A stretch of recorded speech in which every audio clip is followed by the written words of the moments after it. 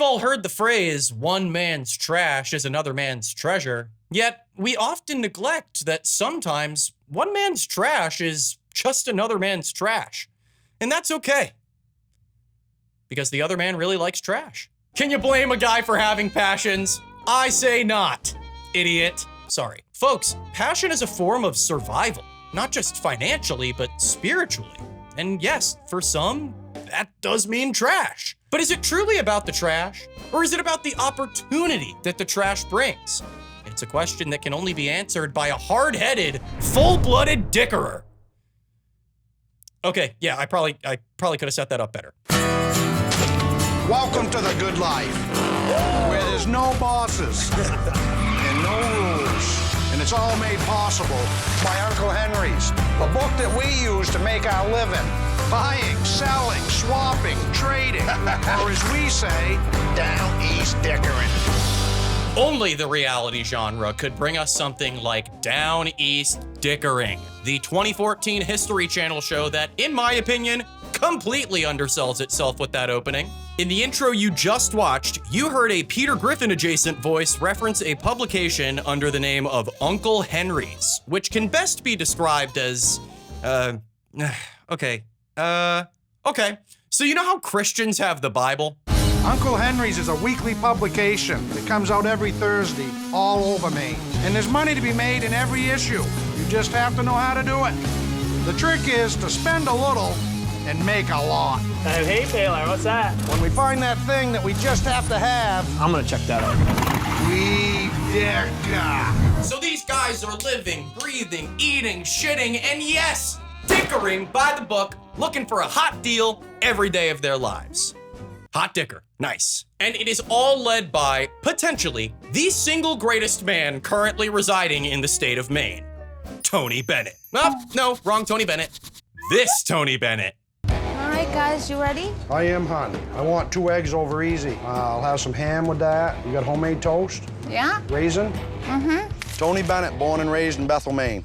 Some home fries, I like them burned up, and a little side order of corned beef hash. You can burn that too. We'll get her done. All right. I buy and sell cars, campers, boats, snowmobiles, you name it, I'll deal it. It's my bread and butter. You cannot get more New England than Tony Bennett. By introducing him with his diner order, the show has made that abundantly clear. But we're not talking city New England here, okay? We're talking rural New England. Like, your backyard is in the woods, or your house is on a lake, or you're like 40 minutes from the nearest Walmart, that kind of rural. For context, my entire family originates from New England. I know I talk about how I grew up in New Orleans, and that is true, but we moved there right before I turned 2. Fun fact, I was actually born in Beverly, Massachusetts, and my family and we lived in a little house in Ayer, Massachusetts. If anyone knows where that is, niche. A majority of my extended family, however, still lives across New England, and they spread as far as the literal border of New Hampshire, and you guessed it, Maine.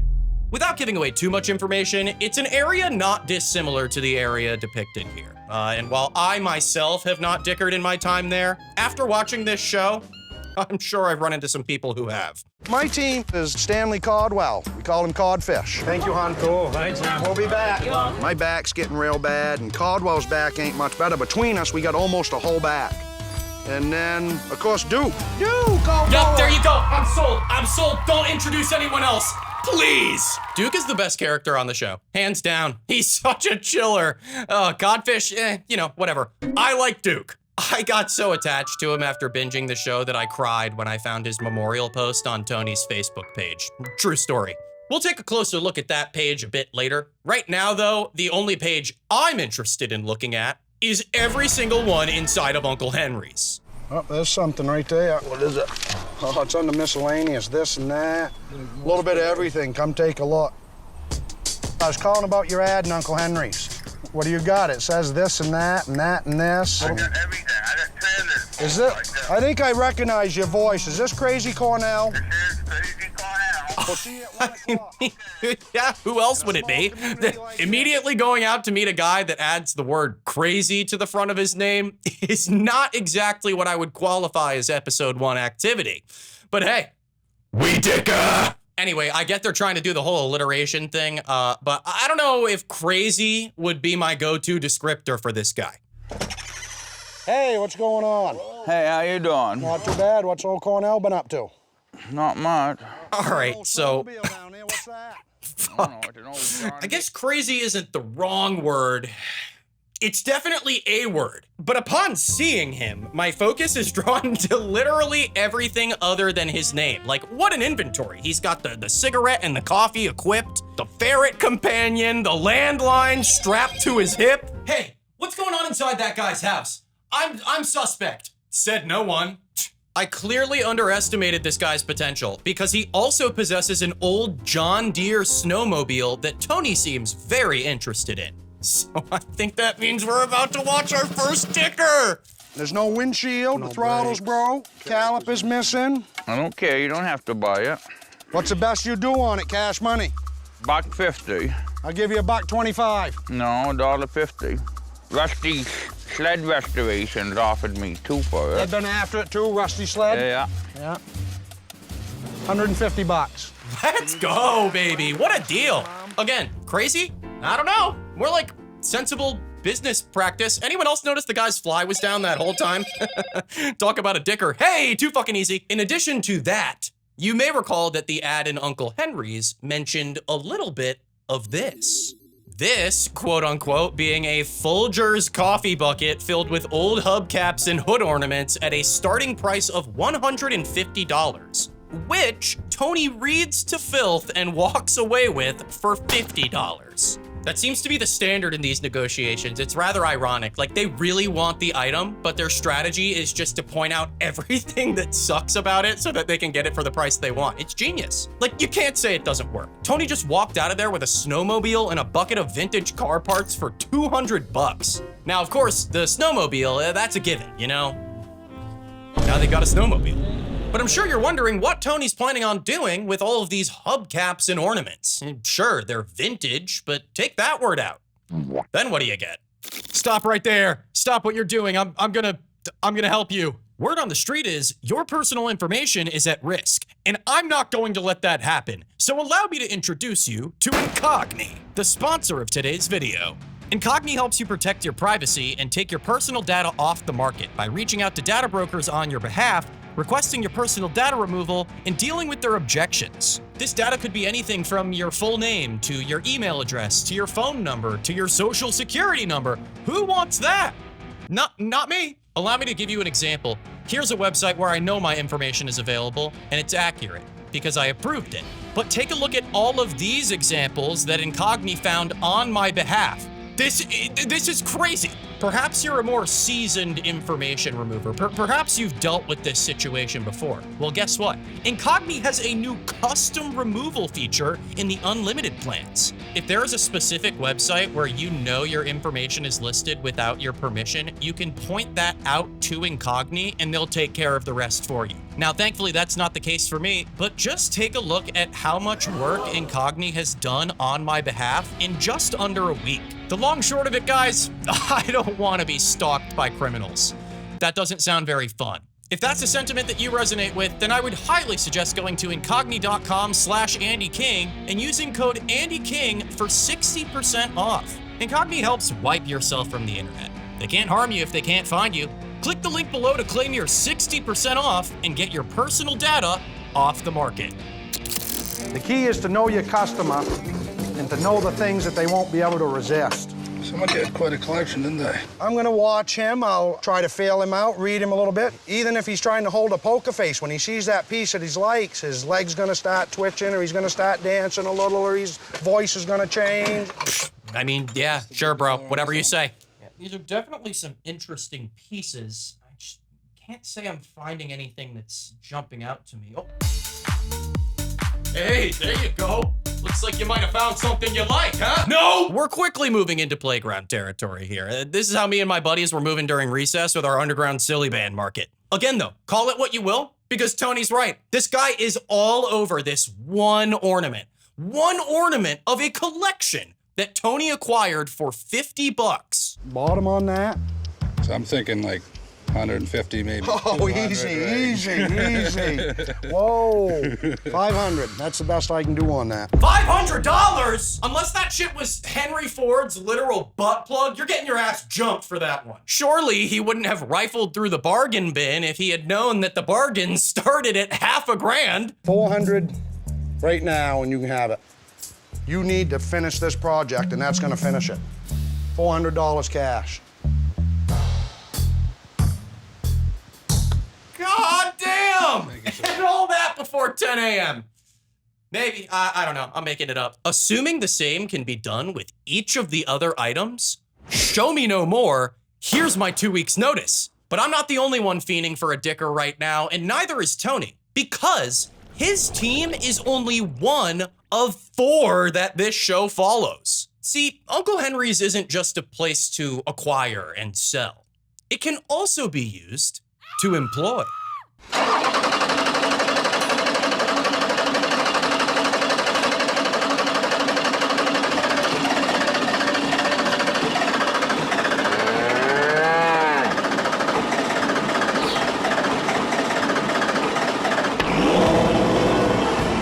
Give us some gas.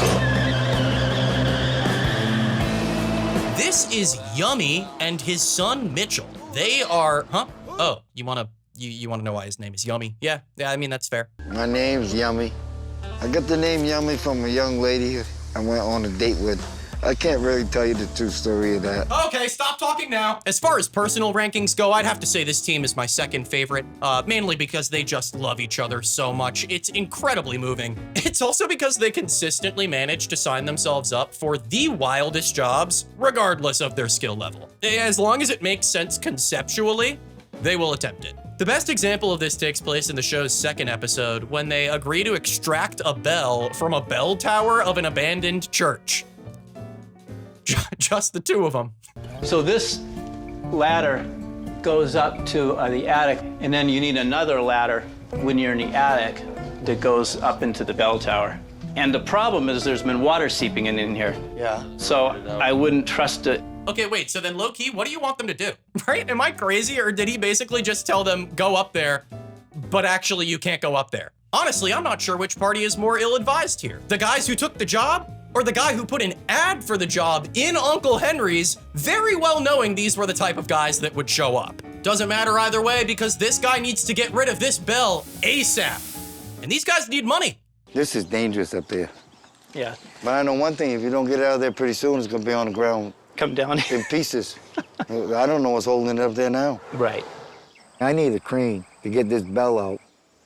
I'll tell you what, if you can give me $1,000, I'll do the whole job. Yeah, that wouldn't work.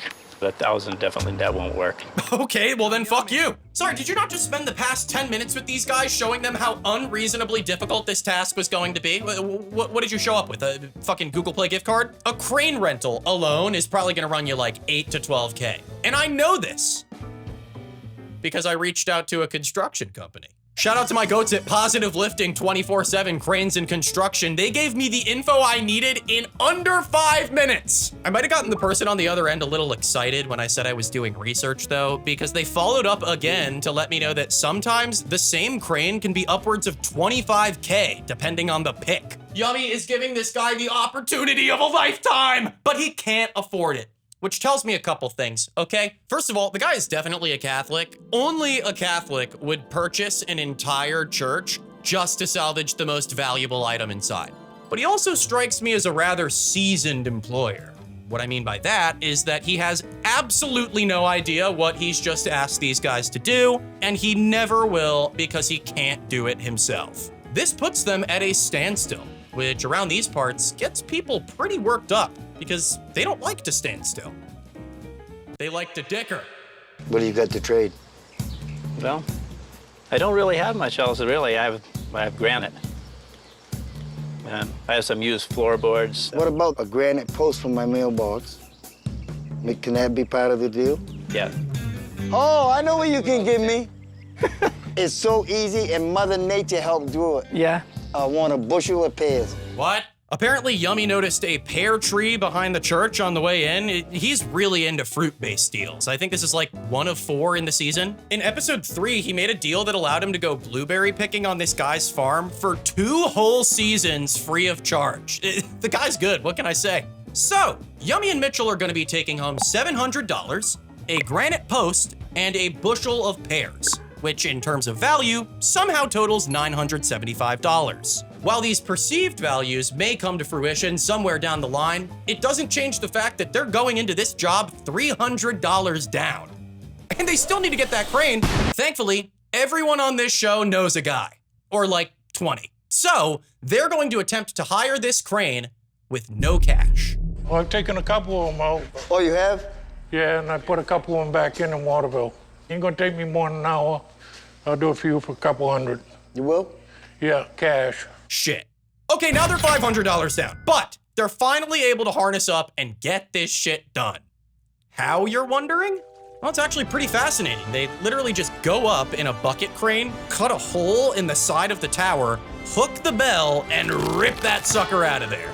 Look, as cool as I think this whole system of theirs is, I do have to remind myself that there is no universe in which I would be able to justify doing that amount of work for, effectively, $500. But that's the great thing about Yummy and Mitchell. They're not just looking for cash, they're looking for a challenge. That's hustle, baby. Yummy's greatest show of prowess is in episode 7, which focuses on a local 3-day redneck festival filled with activities, food, games, and say it with me,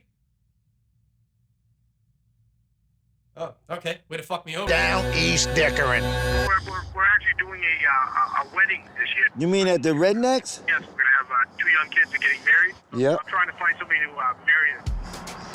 What's that paying? I don't know, 400, maybe 5 at the most, I guess. For $500? It's an opportunity knocking at the door. I mean, how hard can it be to marry somebody? Yes, you understood that correctly. Yummy has agreed in this episode to become an ordained minister in order to marry 2 kids at a redneck festival in exchange for the same amount of money that he made excavating a 1,000-pound bell 50 feet in the air. This is extremely justifiable. In fact, I don't think I know a single person who wouldn't take this gig regardless of their current employment status. He also didn't have to haggle at all. Did you guys notice that? The guy on the phone literally just added that extra 100 for no reason. Yummy and Mitchell, at the end of the day, are just such a delight to watch, no matter what they're doing. I don't care that Yummy slurs half of his words. That makes it better. Unfortunately, this means we now have to talk about my least favorite team, which consists of Clint, Bruce, and Nate.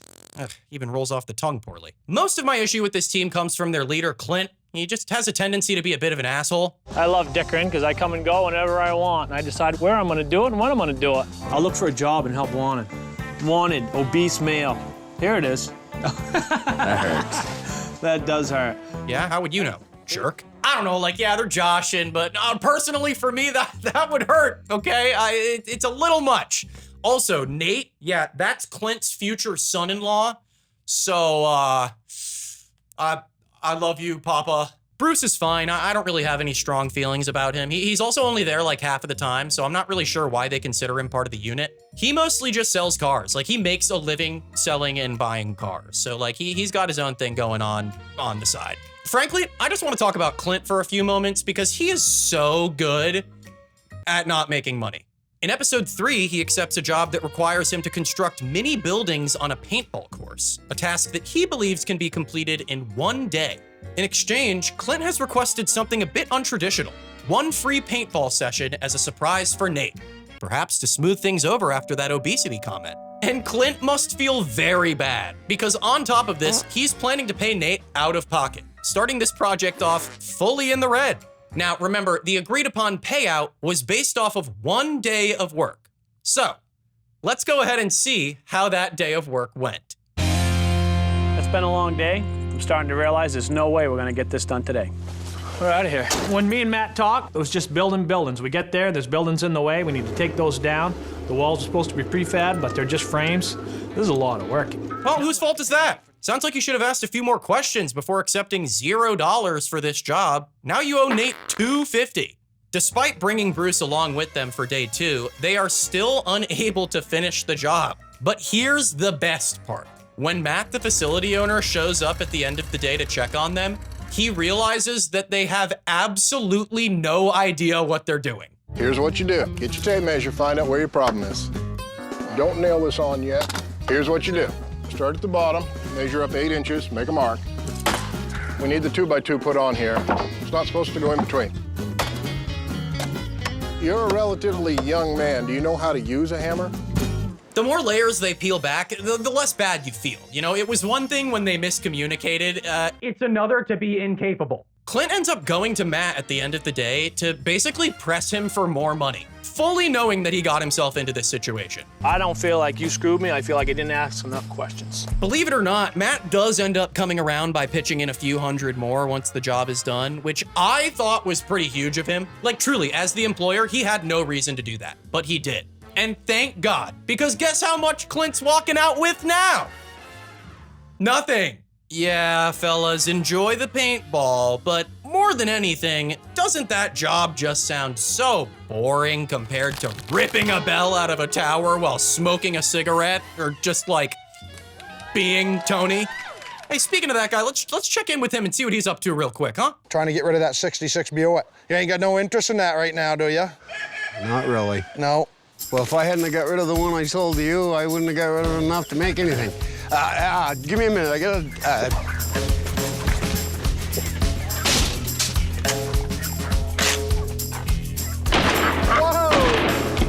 Yeah, all right, cool. Nothing unusual there. You guys see Duke vault from the hood of that truck, though? That was kind of cool. Hey, while we're here, want to hear some fun facts about Tony? His Facebook page might be more entertaining than his actual show. Seriously, the more I scroll, the more I love this guy. Look at this video that he took on New Year's Eve with his now 3 dogs.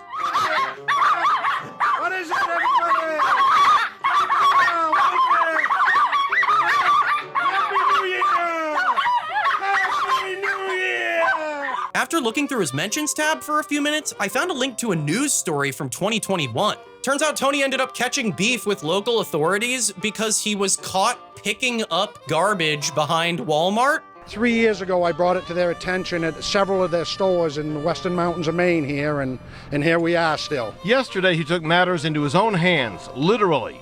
He went behind the Mexico Walmart and started picking up what he says are mounds of trash between the store and the nearby Androscoggin River. We don't want none of this in the water. This is going out into the ocean. I knew I had to do something and push it to get it done. The problem? Bennett was trespassing. The police were called and Bennett was ordered to leave. My greatest find, however, was a still shot from a 2016 short horror film called Sleep Eaters, which appeared to feature none other than Tony Bennett. I can confirm this is a real movie, and while I was unable to find it in its entirety, I was able to locate this absolute banger of a clip. Boys, we got a wanted man on our land. Reggie's harboring a wanted man. That's reason enough right there to kill both them bastards. Yeah, we'll make them suffer. That's always fun. I like the way you two are thinking. Now, if only my son could be more like you two. Speaking of Dickie, where is that motherfucker? He's kind of the greatest guy on the planet. I wasn't lying at the beginning, and I mean it with full sincerity when I say that I am so glad to see that he is thriving, just enjoying life in Maine. Back to that clip, though. Did anyone else notice the handsome feller in the sunglasses? What, you don't think he's handsome? He's not just a bad actor from the hit 2016 horror short Sleep Eaters. He's the leader of the 4th team on Down East Dickering. I make money any way that's legal. I restore motorcycles for folks, but the main income comes from buying, selling, swapping, and trading. We dicker. This man's name is Turtle, because according to legend, he is over 120 years old. And I believe it. This guy looks like he has consumed the essence of every fictional hermit character in existence. He also just kind of looks like a Walton Goggins character, you know? I feel like he would play something ghoul adjacent. Turtle is joined on a day-to-day basis by Johnny Awesome and Captain. Well, Captain what? I know Captain from quite a few years ago. My name is Walt, but people call me Captain Two-Stroke. Whoa, hold on! So I'll just kind of cut to the chase with that one. They do not explain the origin of the Two-Stroke name, which actually tells me everything that I need to know. Name aside, Captain is essential to this team because for some reason, he has a bunch of money. The financial stability allows this team to fuck around a little bit more with their projects. For instance, they spend the entirety of episode 4 launching a biker drive-in movie theater, literally just because they think people will like it. They don't care about profit. The only time Uncle Henry's comes into play is when they're acquiring things like a projector and a screen. Oh, which by the way, Turtle acquires the screen from like a regular store, you know, with set prices. And I only point that out because Turtle goes inside and starts trying to haggle with the cashier. The team's greatest feat comes out of episode 6 after Johnny Awesome claims that he is the best shot east of the Mississippi. I have like a 99%, hit the bullseye average. You really that good? The best shot this side of the Mississippi. Wait, hold on a minute. Who are you talking to? Maybe the second best shot. Obviously, Turtle's not having it, so he instantly proposes a target shooting competition where the winner will take home $60. There's something you should know about Turtle, though. He's not a big fan of creative mode. Tell you what, take this book, find the most bunch of crap parts you can find. I'll put them together overnight and beat you with anything you got. Yes, that's right. Turtle is going to collect old parts and build a homemade gun in the middle of the week. Because why the fuck not? Real Minecraft fans know that in order to pull this off, he's going to have to launch Mr. Crayfish's gun mod, which in the case of the show, just means going to the gun store. Lo and behold, Turtle shows back up to the warehouse hours later with a box full of parts that will hypothetically help him reconstruct an old Russian SKS battle rifle. Despite my doubts, of which there were none, Turtle is able to fully reconstruct the gun, and the shit fucking rips. Little does the rest of the team know that in addition to this, he's prepared a secret weapon for the day of the competition. Oh no. Whoa, that, John, is my future wife. I got a secret weapon. I showed up with a very attractive 23-year-old girl that was overqualified for the job. This is our judge, Alexi. Hi. Alexi, That's Walt. how you doing? Pleased to meet you. In any other case, I would instantly call this out for being creepy as hell. But this is not any other case. Turtle has also installed the girlfriend mod pack. Nope, just kidding. She is here because she is an absolute lethal weapon. Just before we get rolling, Alexi here graduated the same school I did with gunsmithing, and she's headed for an MOS for a small weapons specialist with the Guard. Really? It's clear that Turtle has a great amount of respect for Alexi, which for a man of his age and personality is rather hard to come by. So I also respect Turtle. Captain and Johnny, on the other hand, have absolutely no idea what to do with themselves, despite Alexi being fully locked in. This is actually the scene that convinced me the two-stroke name was purely based on sexual performance. Shadows are starting to be a problem. The background of the site for the grass and where the shadows are, It all just blends and you lose your together. front sight, or for me, I lose my front sight, and trying to lose it up with the front, trying to line it up. It's pretty difficult. Oh boy. I do have a bit of unfortunate news to wrap this story up. That news being that Captain actually wins. And hey, after all that, if I was Turtle, I would probably do this too.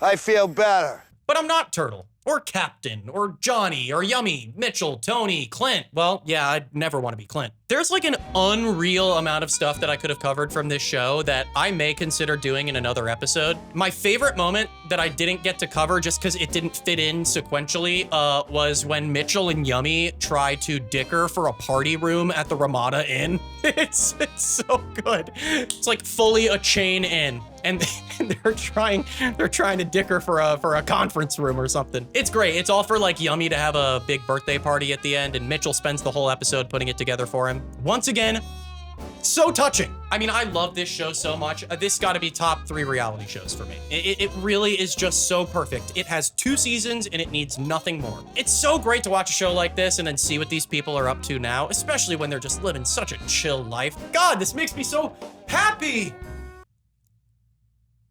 Okay. Anyway, guys, if you enjoyed this video, please be sure to like, comment, subscribe, and let me know what your favorite thing to dicker with is. Weird. Obviously, that is all I have for you this time in this video, but until next time. Yeah, what did you guys think? Oh, check this out. SpongeBob pillow. SpongeBob pillow.